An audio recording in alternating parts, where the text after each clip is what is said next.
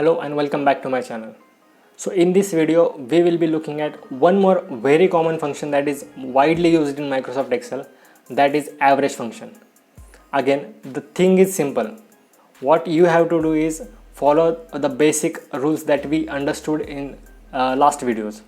So again, I will add one header.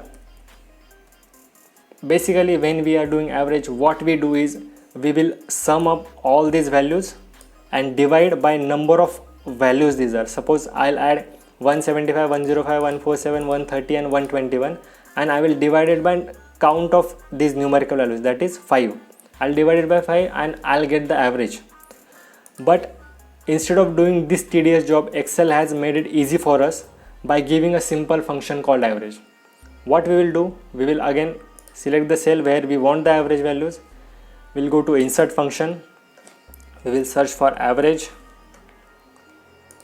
Here it will give us a definition also.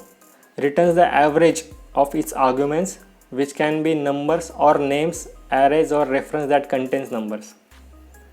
So let's see how it works.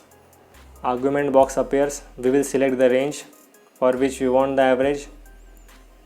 Okay, there you go, that is the average. We'll try it for one more cell. Insert function, average, range of cell. Okay, there you go. It is as simple as it gets. So try it out.